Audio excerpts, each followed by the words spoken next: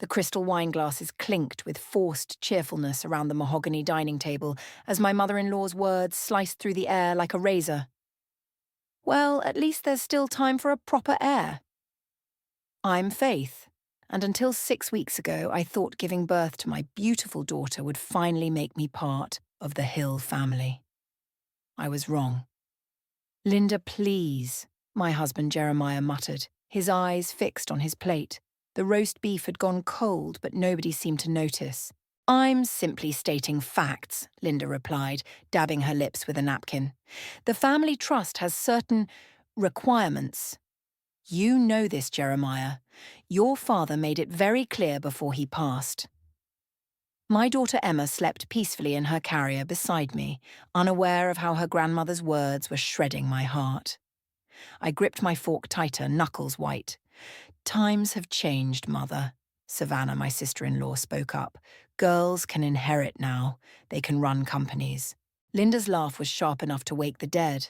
Oh, darling, this isn't about what's legal. This is about tradition, about legacy. Emma is our legacy, I said, my voice steadier than I felt. She's perfect exactly as she is. Faith, dear. Linda's smile didn't reach her eyes. You're still new to this family. There are things you simply don't understand. Amir, the family lawyer, cleared his throat. Perhaps this isn't the best time. No, Amir, I cut in. Let's hear it. What exactly don't I understand? The silence stretched like taffy. Jeremiah shifted uncomfortably beside me, still saying nothing, still choosing silence over standing up for his daughter. The Hill family has always been led by sons, Linda continued, swirling her wine. For 8 generations. It's not just about money or property. It's about maintaining what we've built. Emma stirred in her carrier, making soft baby sounds. I reached down to touch her tiny hand, drawing strength from her warmth. And what exactly have you built, Linda? The words escaped before I could stop them. A family that values chromosomes over character? That's enough. Jeremiah finally spoke, but his tone made it clear he was addressing me, not his mother. Linda stood, smoothing her expensive dress. I think I'll take coffee in the study. Amir, would you join me? We have those matters to discuss. As they left, I caught a glimpse of papers in Amir's briefcase. The corner of one document stuck out, something about trust amendments. Faith, Jeremiah touched my arm, you need to try harder with Mother. She's set in her ways, but... I pulled away. Set in her ways? She just said our daughter isn't good enough. That's not what she... I need some air. I stood up, carefully lifting Emma's carrier. Savannah caught my eye, her expression sympathetic but helpless. In the hallway, voices drifted from the study. I paused, Emma's carrier heavy in my hand. We need to act quickly, Linda was saying, before she gets too attached. Jeremiah can still father a proper heir. The trust amendments are ready, Amir replied. Once signed, any future son will have full control. The girl won't be entitled to anything significant. My free hand covered my mouth, stifling the sound trying to escape my throat. Through my tears, I looked down at Emma, sleeping peacefully, unaware that her grandmother was already working to erase her future. In that moment, something inside me hardened. They thought I was just the outsider, the naive young wife who would accept their traditions without question. They had no idea what a mother was capable of when protecting her child. I pulled out my phone and texted my best friend Clara. I need your help.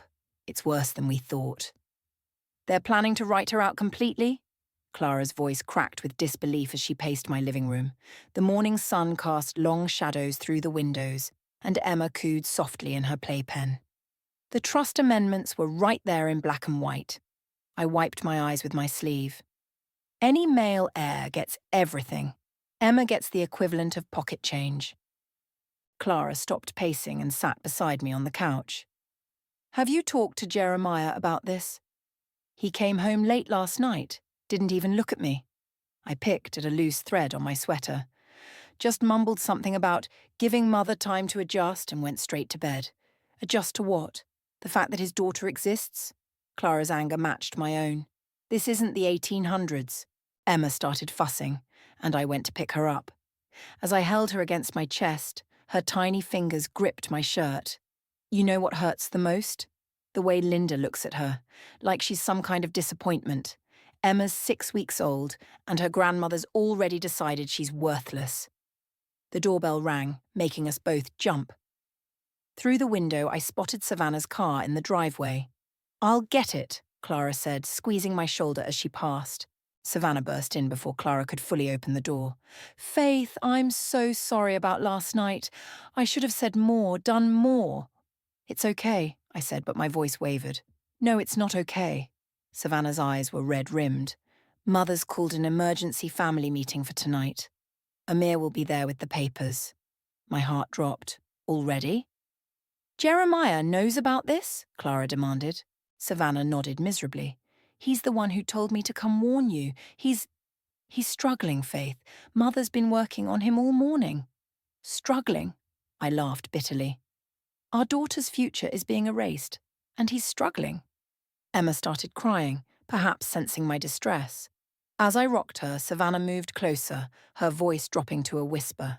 "There's something else. I overheard Mother on the phone with her friend Margaret. She's already looking into fertility specialists for you and Jeremiah. She's going to suggest you start trying again immediately."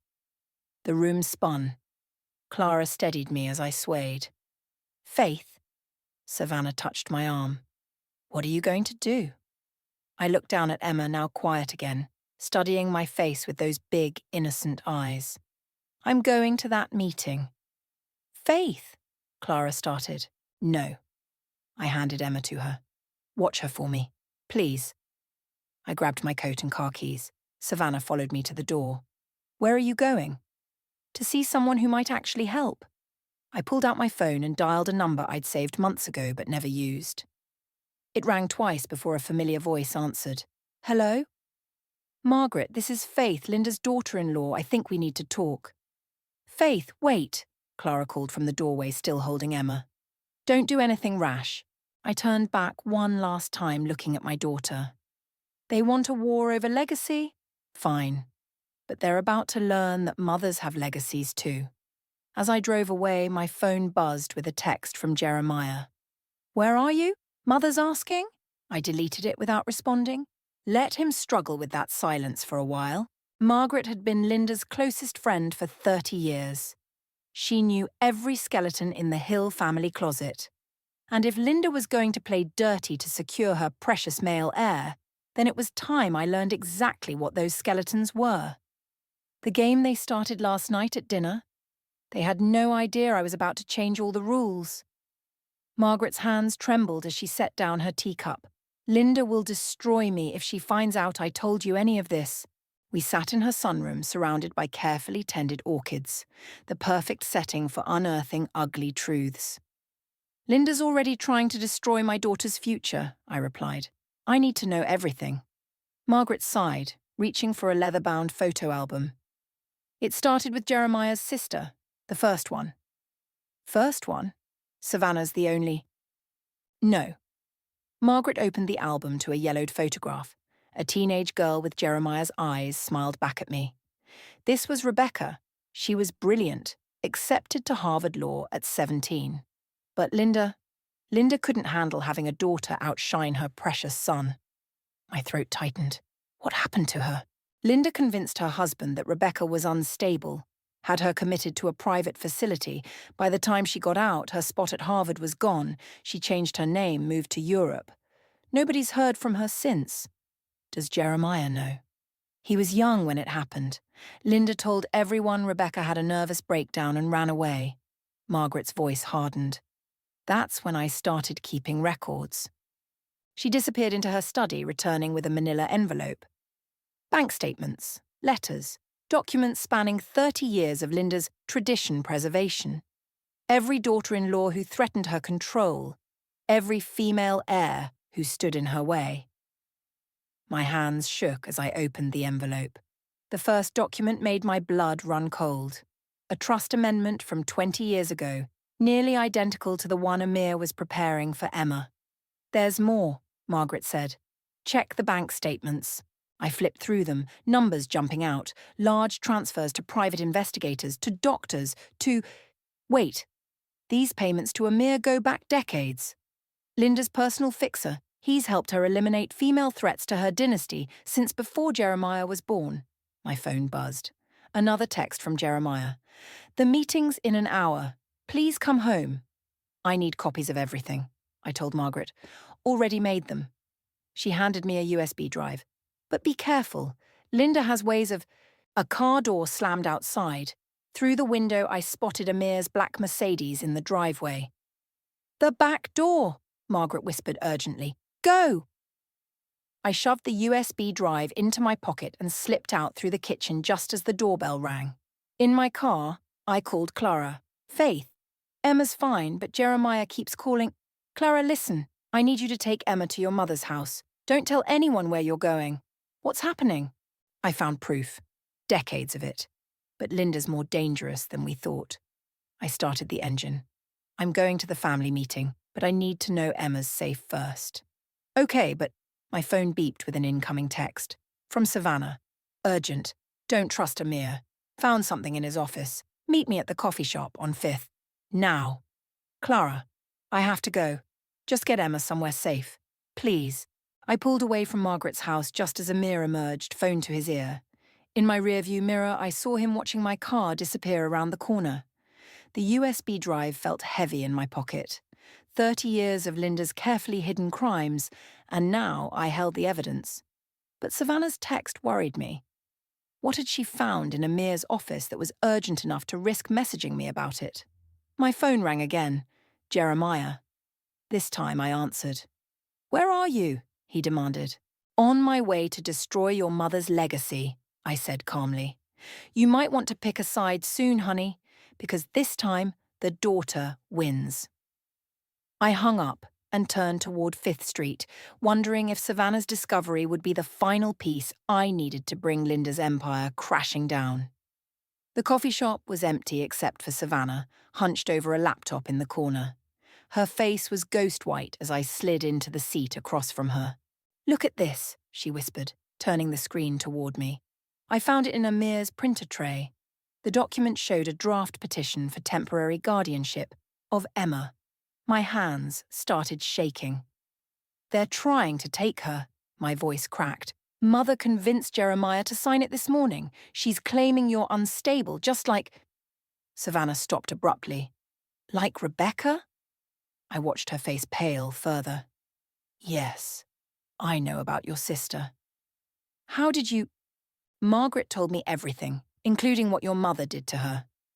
Savannah's coffee cup clattered against its saucer. I was 5 when Rebecca disappeared.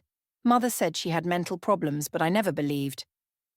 They're using the same playbook, I said, pulling out the USB drive. 30 years of evidence. Your mother's been systematically destroying women who threaten her control. Savannah's phone buzzed. She glanced at it and cursed. Amir's looking for me. He knows I took the guardianship papers. Does he know you're here? No, but… She looked up sharply. Through the window, we saw Amir's black Mercedes crawling past the coffee shop. Back door, I whispered. We grabbed our things and slipped out through the kitchen, nodding thanks to the confused barista. In the alley, Savannah grabbed my arm. Faith, there's something else. The trust amendment. It's not just about Emma. Mother's having Amir add clauses about any future daughters too. She wants to make sure no female will ever inherit. My phone rang. Clara. Emma's safe at my mum's, she said before I could speak, but Jeremiah's here looking for her. What? He says he has custody papers. Faith, what's going on? Don't let him take her, I pleaded. The papers aren't valid yet. They need a judge's signature. He's threatening to call the police. Savannah was watching me, her face determined. Go, she said. I'll handle the meeting with Mother. Buy you some time. Savannah, she'll destroy you too. Maybe it's time someone stood up to her. She squeezed my hand. Get to Emma. I'll text you when it's safe. I ran to my car, heart pounding. As I pulled out of the alley, I saw Amir's Mercedes turning around at the end of the street. My phone kept buzzing with texts from Jeremiah. Where's our daughter? Mother's trying to help us. Please don't make this worse. I called him back. You signed guardianship papers? I demanded. Mother says you're not thinking clearly, running around town, making accusations. Did you know about Rebecca? The silence was deafening. Your sister, I pressed. The one your mother had committed for being too successful. That's not... She was sick. Like I'm sick. Like Emma will be sick if she shows too much potential. Faith, choose right now, Jeremiah. Your mother's lies or your daughter's future. Because I'm done playing nice. I hung up as I pulled into Clara's mum's driveway. Through the window, I could see Jeremiah's car already there. My phone buzzed one last time. Savannah. Mother knows about Margaret. Amir's heading there now. Be careful. I touched the USB drive in my pocket, thinking of all the evidence it contained. Of Rebecca, somewhere in Europe, living under a different name. Of all the women Linda had destroyed. Taking a deep breath, I got out of the car. It was time to face my husband and show him exactly what kind of mother I could be when pushed too far. Clara's mother opened the door before I could knock. They're in the living room, she whispered.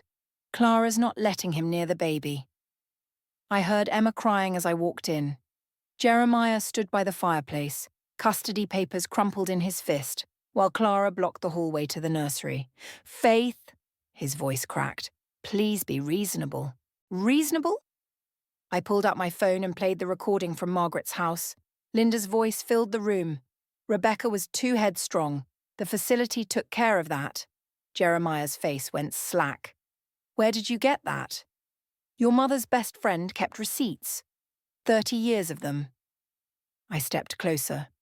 Want to hear what she did to Rebecca's Harvard acceptance? Or maybe how she paid off the doctors? That's not... Mother said Rebecca was dangerous. The only dangerous person in this family is Linda, and now she's coming for our daughter. Emma's cries grew louder. Clara's mum went to check on her while Clara stayed firmly planted in the hallway. She just wants what's best for the family, Jeremiah said weakly. No, she wants control. And you're helping her take our baby. My phone buzzed. Savannah. Mother's on her way to you. Amir couldn't find the evidence at Margaret's. They think you have it. Jeremiah. I softened my voice. Look at these. I handed him my tablet with Margaret's scanned documents. Bank statements, letters, every woman your mother destroyed, including your sister. His hands shook as he scrolled. This can't be real. Call Rebecca yourself. Margaret gave me her number in Paris. She's a human rights lawyer now. Everything Linda tried to prevent. Clara's mom returned with Emma, who stopped crying the moment she saw me. My arms ached to hold her, but I forced myself to focus on Jeremiah. Your mother's on her way here, I said. You need to decide. Will you let her do to Emma what she did to Rebecca? Headlights swept across the windows, 2 cars pulling up. She's here, Clara warned. Jeremiah looked at Emma, then at the documents, then back at me. What do you want me to do? Stand up to her. For once in your life, fight for your daughter. The doorbell rang. Clara's mum clutched Emma tighter. There's a back door, Clara said quickly. My car's ready. No more running, I replied, just as Linda burst in with Amir close behind. Where are my documents? Linda demanded. You mean the evidence of what you did to Rebecca? I held up the USB drive. Or the proof of all your other victims. Linda's face went rigid. Jeremiah, get your daughter now. No. His voice was quiet but firm. What did you say? I said no, Mother. Jeremiah moved to stand beside me. I called Rebecca while Faith was driving here. She told me everything. You ungrateful. Linda started forward, but Amir grabbed her arm. Linda, don't. Not here. The annual family gathering is next week, I said calmly. Every relative, every business partner, every social connection you've cultivated will be there. Would you like them to learn what really happened to Rebecca? You wouldn't dare. Try me. I took Emma from Clara's mom, feeling her warm weight against my chest. Or we can make a deal. Linda's eyes narrowed. What deal? Tear up the trust amendments, all of them. Emma inherits equally and any future daughters too. Or everyone learns the truth about the great Linda Hill. You're bluffing. I smiled, thinking of Margaret's records, of Rebecca's success in Paris, of Savannah's courage. Want to find out? The silence stretched like a wire about to snap. Everything hinged on Linda's next move. And mine. You have until the family gathering to decide, I said, bouncing Emma gently as she cooed. 7 days. Linda's perfectly manicured nails dug into her palms. You're making a terrible mistake. No, Mother. Jeremiah stepped forward. You made the mistake. 30 years of mistakes. Amir, Linda snapped. Handle this. The lawyer cleared his throat.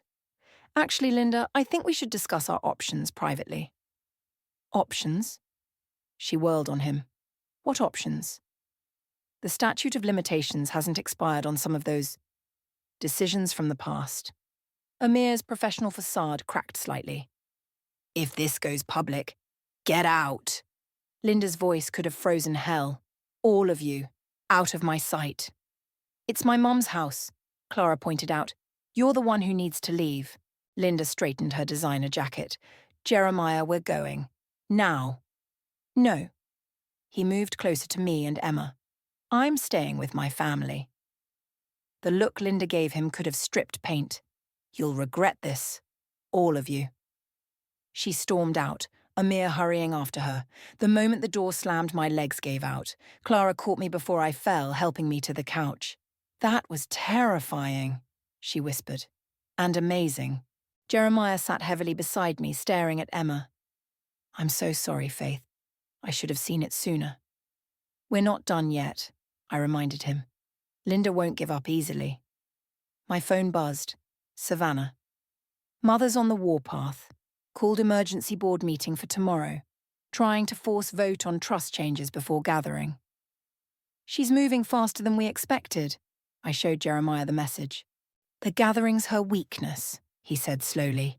Everyone who matters to her social standing will be there. If we expose her, then we destroy everything she's built, I finished. But we need proof they can't ignore. Rebecca, Clara suggested. Could she come to the gathering? I shook my head. She's trying, but her case is in Paris. It's complicated. Then we need something else. Jeremiah pulled out his phone. Something Mother can't deny. Emma started fussing. As I rocked her, my mind raced. The USB drive contained damning evidence, but Linda could claim the documents were fake. We needed something immediate, undeniable. What about the other daughters? Clara asked. The ones who lost their inheritances? Most took settlements, signed NDAs. Jeremiah's fingers flew over his phone. But maybe... Hold on. He pressed dial, putting it on speaker. Hello? A woman's voice answered. Amanda? It's Jeremiah Hill. Jeremiah? I haven't heard from you since Mother forced you out of the company, he finished. We need your help. Silence crackled over the line. Why now? Because he has a daughter, I spoke up. And Linda's trying to do to her what she did to you. And Rebecca, Jeremiah added. And everyone else. More silence. Then, the annual gathering's next week, isn't it? Yes. Good. Amanda's voice hardened. I'm not the only one who kept evidence, you know. We've been waiting years for someone to finally stand up to her. Hope fluttered in my chest. How many of you are there? Enough to fill a room. Enough to make sure Linda can't twist the truth this time. I looked at Jeremiah, saw my own determination reflected in his eyes. Can you get them all to the gathering? Oh, honey, Amanda laughed darkly. Try keeping us away. After we hung up, Jeremiah took Emma from me, holding her close. Mother's going to fight back harder now. Let her, I said, watching my daughter grab her father's finger. This time we're ready. But as my phone lit up with another message from Savannah, I wondered if we truly were ready for Linda's next move. The annual gathering filled the Hill mansion with diamonds, designer suits, and decades of carefully curated lies. I adjusted Emma's tiny dress as Jeremiah parked the car. They're all here. Savannah met us at the side entrance. Amanda brought 17 women. 17. Where are they? I scanned the crowded rooms visible through the windows. Library, waiting for your signal. She squeezed my hand. Mother's in rare form tonight. Already told 3 people I'm having a breakdown. Like Rebecca? Jeremiah's jaw tightened. Exactly like Rebecca. We entered through the kitchen, avoiding Linda's carefully choreographed receiving line.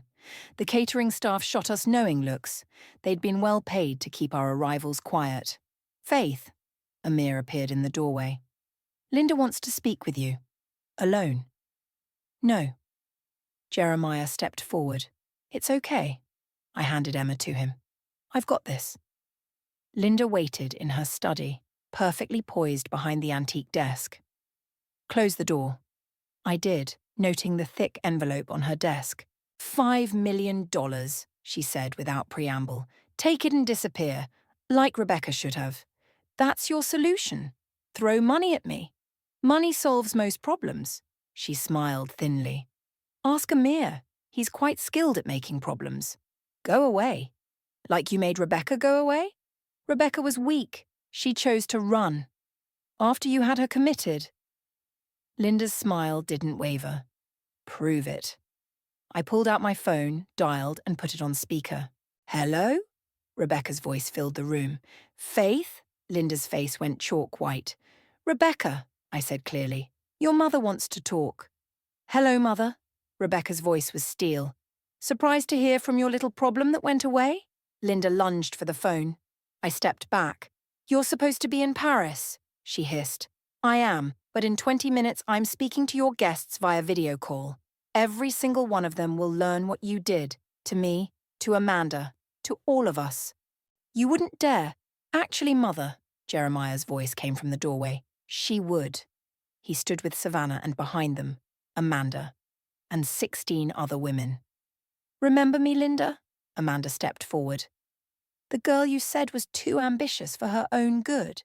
Get out, Linda snarled. All of you. No. I moved to stand with them. You get out of our lives, of Emma's future, of everything. This is my house. Actually, Amir appeared holding documents.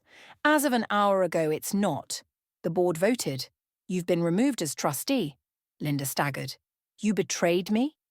I protected the family interests, like always. He handed her the papers. Your resignation is expected. Immediately. A commotion rose from the main hall. Through the open door, we could see the video screen coming to life.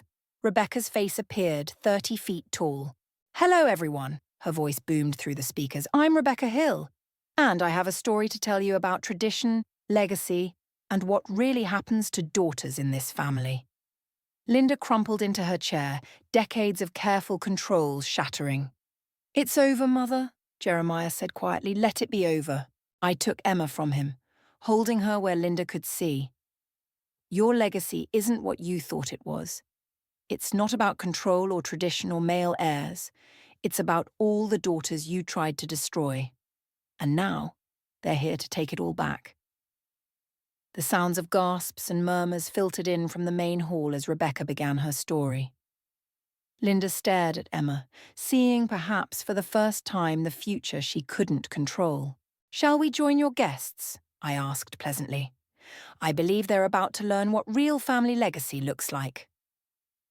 Amanda and the others filed out, heads high. Savannah followed, then Jeremiah with Amir and the documents. I paused at the door, looking back at the broken queen in her empty kingdom. Coming, Linda. Your real legacy is waiting to meet you. The morning sun streamed through the mansion's windows as Emma took her first toddling steps across the newly renovated boardroom. 17 women cheered, while Jeremiah hovered anxiously behind her. She's fearless, Amanda remarked, watching from beside me. Just like her mother. And her aunt, I added as Rebecca's voice chimed in from the video screen on the wall.